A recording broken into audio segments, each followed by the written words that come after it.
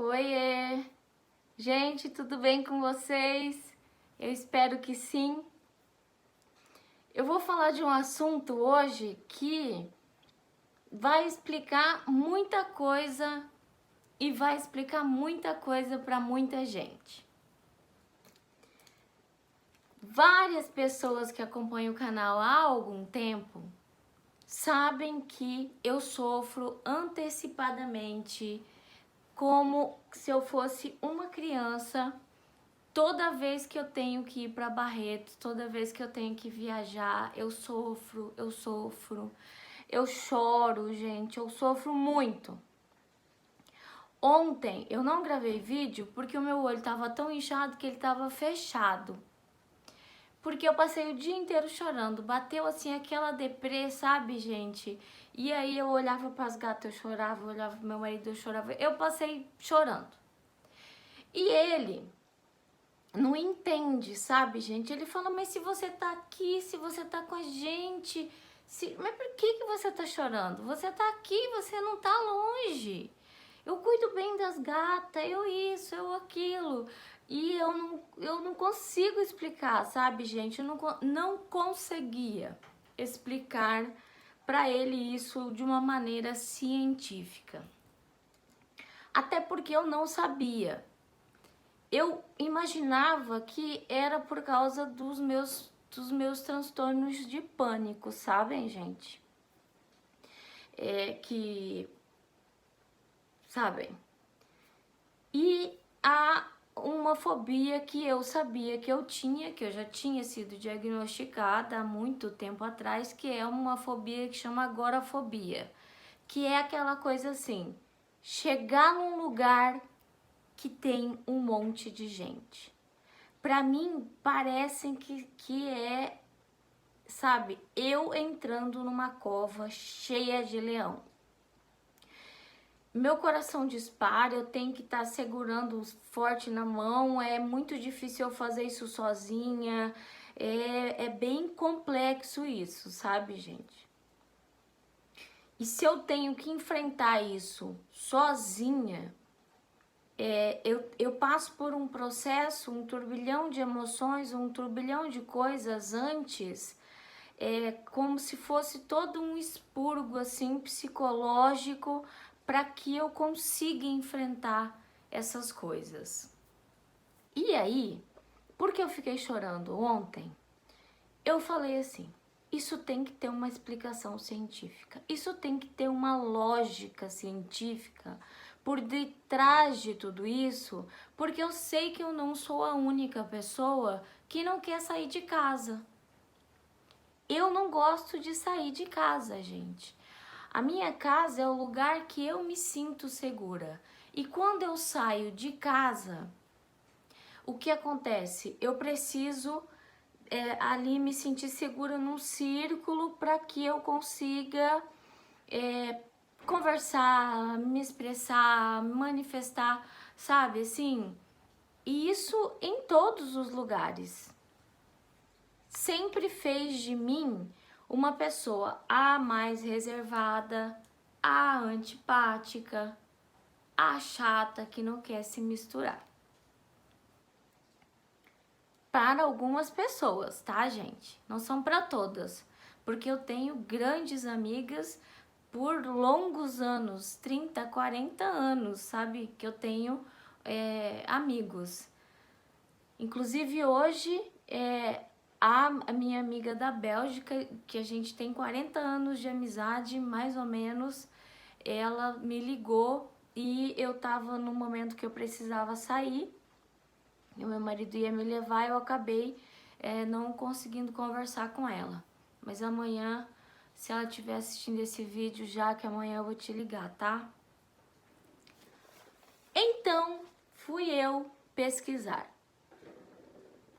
E quando eu vou pesquisar e quando eu vou gravar vídeo, sempre vem alguém brincar aqui, participar do vídeo, e eu vou ter que interromper essa brincadeira, tá, gente? Mas eu vou deixar ela brincar só um pouquinho, tá? Machinha. Machinha, vem aqui, ó. Vem, tia. Vem. frente, tu vai ver.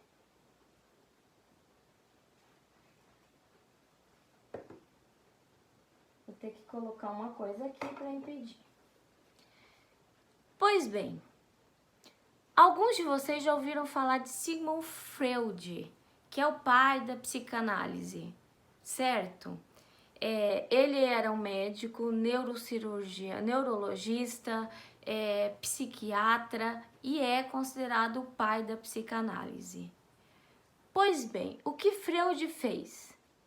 Em uma das cartas que ele escrevia para si mesmo ou para outras pessoas ou para deixar registrado no seu diário de bordo, ele confessou que ele sentia muito medo de viajar. Ele sentia medo de sair da casa dele, ele tinha medo de pegar trem, de pegar avião, de pegar ônibus, de pegar qualquer coisa que o afastava ali da sua zona de conforto, das coisas que pertenciam ali à segurança dele. E o Sigmund Freud, agora eu vou ter que ler porque é uma coisa bastante complexa e eu preciso ler as anotações que eu fiz para ficarem mais simples. Ele era um judeu e austríaco. Em uma das cartas, ele falou que ele tinha muito medo dele viajar.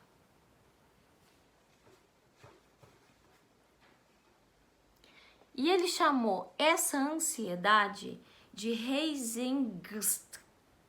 Eu acho que é assim que fala. Austríaco, né, gente? Não sei falar. Mas hoje, esse tipo de fobia que ele deu esse nome estranho é conhecida como odofobia. Gente, o que eu tenho, o que alguns de vocês têm, chama odofobia. Nós temos uma fobia que é conhecida e é classificada, registrada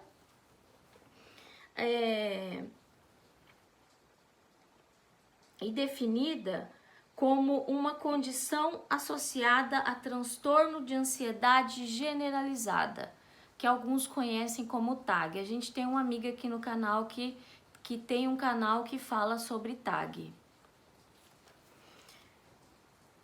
Aí ela vai deixar comentário aqui embaixo.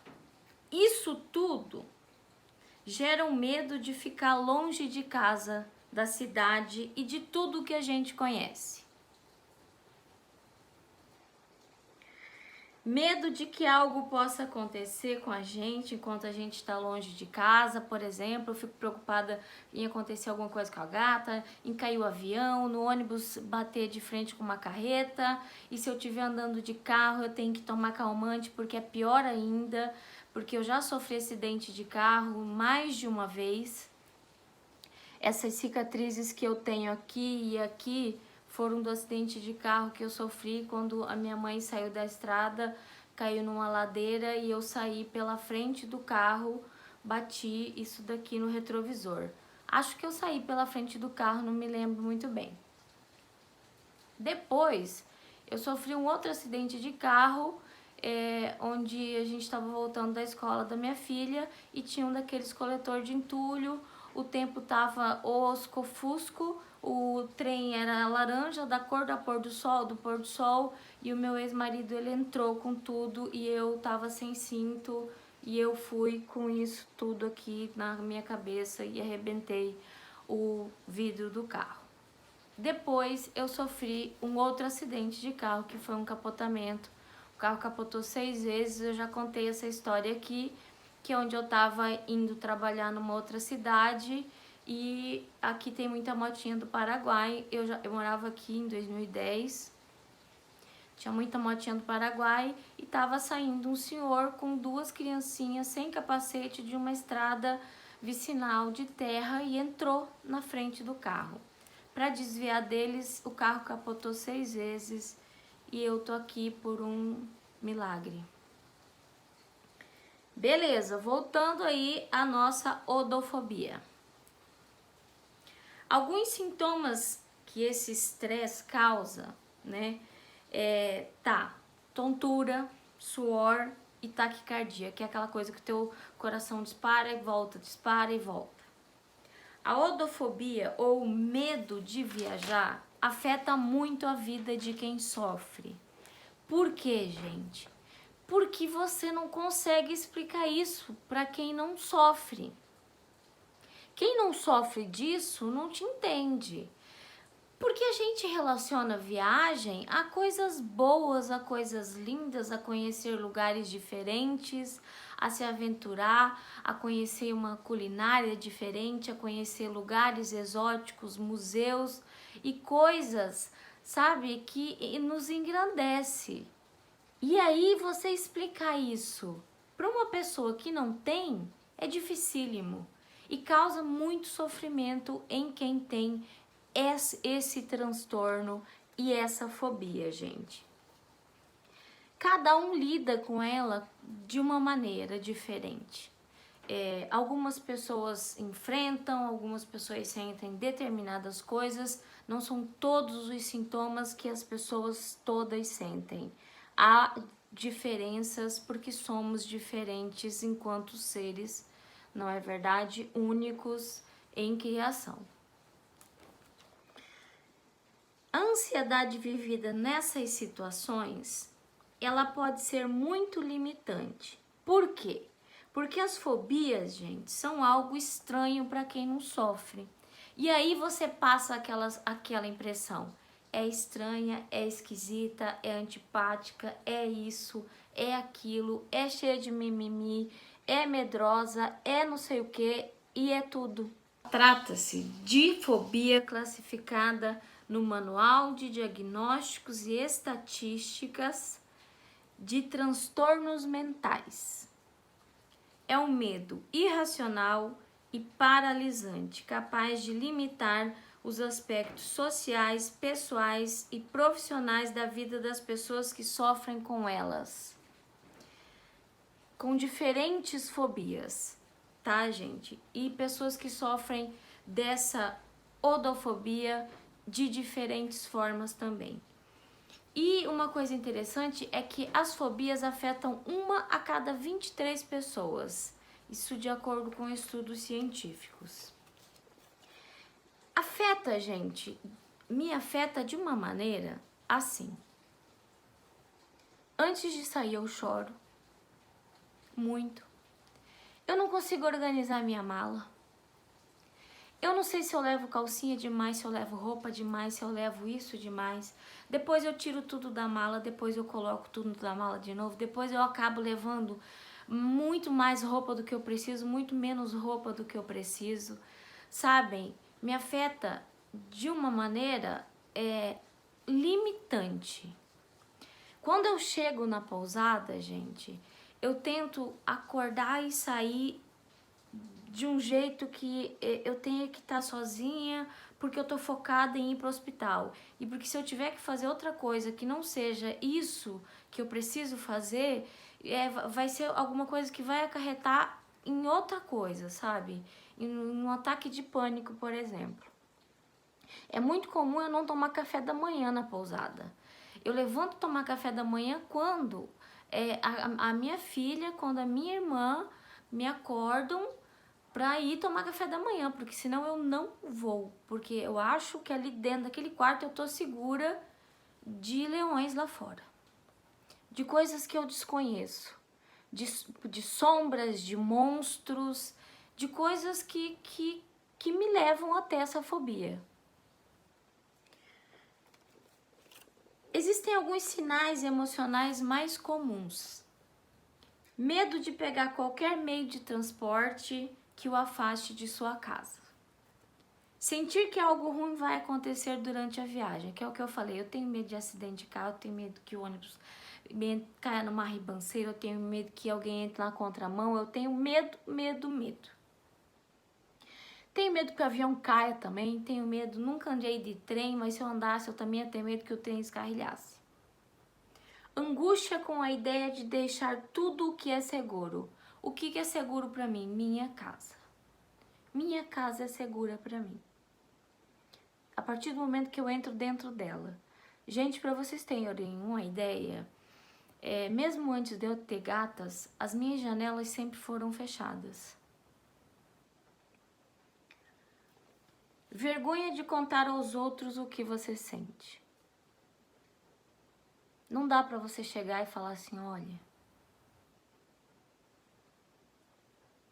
não é todo mundo que está disposto a te entender, a sentir, a se colocar no seu lugar, a ter a empatia, né, que as pessoas falam, né, que é se colocar no lugar do outro, a prestar atenção no que você está falando e a querer saber esses assuntos psiquiátricos que para alguns são coisas de pessoas que são loucas.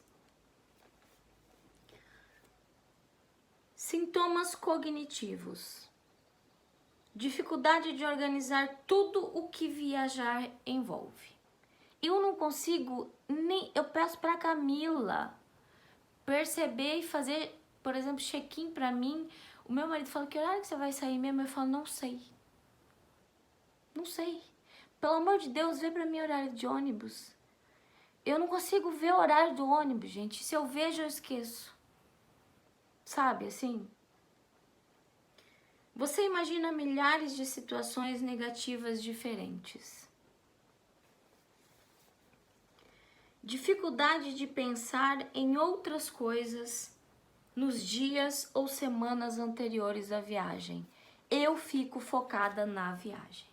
Eu tenho que viajar. Eu vou viajar dia 17 para Barretos. Dia 17 eu tenho que ir para Barretos. Eu vou para Barretos. Eu tenho que ir para Barretos. Eu vou para Barretos. Meu Deus do céu, eu vou para Barretos. Há um tempo atrás, sabe, gente? Para vocês terem uma ideia, eu não me lembro em que ano foi, mas foi antes do meu acidente de carro.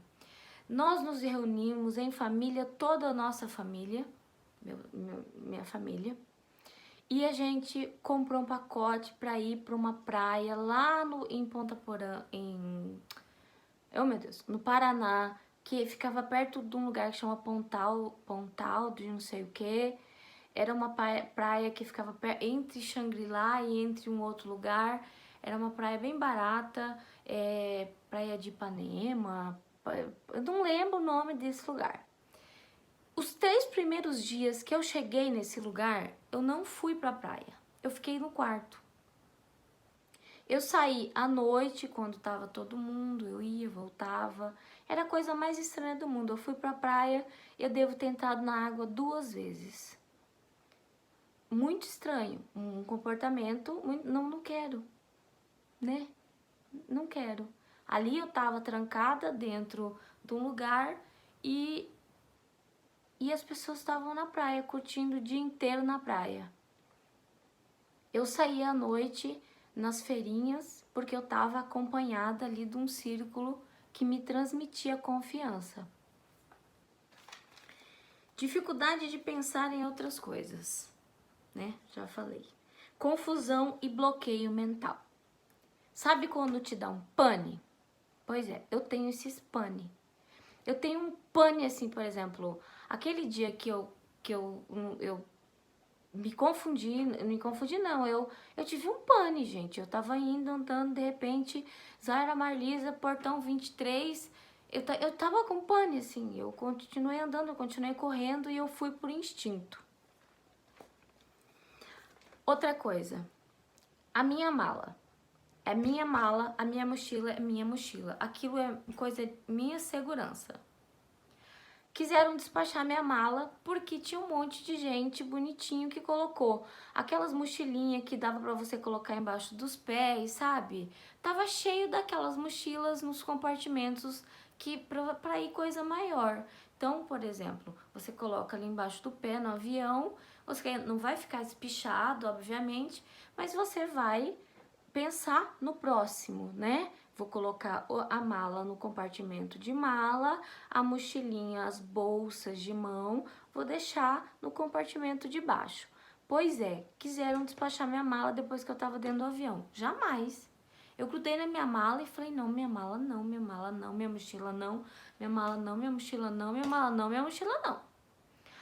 Aí, o que é que uma moça que estava sentada do meu lado, ela viu meu pânico e ela falou assim, não, esse lugar vai vazio? Aí o rapaz falou, já fechou o embarque. Então eu mudo ali, ela coloca a mala dela aqui. E a minha mala entra certinho no compartimento abaixo dos meus pés. Foi um pânico. Foi uma coisa assim, minha mala, minha segurança, minhas coisas, minha mochila, meu. Tive um bloqueio. Sintomas físicos: tontura, dor de estômago, desarranjo intestinal, vômito, suor excessivo e ataques de pânico. O que é que eu tenho? Tontura, muita. Dor de estômago, não, mas não consigo comer e me alimentar nem antes, sabe assim, ai meu Deus, ai. Vômito eu não tenho, suor excessivo, sim, soo muito, e porque eu não uso desodorante, eu uso leite de magnésia, ele não segura tanto tempo como o desodorante, então eu tenho que estar com leite de magnésia passando ou com uma blusa sobressalente para que eu possa trocar, porque senão eu vou feder um gambá. E o que é mais comum e o que é mais frequente em mim? Pânico. Eu entro em pânico. Ontem eu estava em crise de pânico total. Hoje, não, tô mais tranquila, tô mais sossegada. Amanhã eu espero também.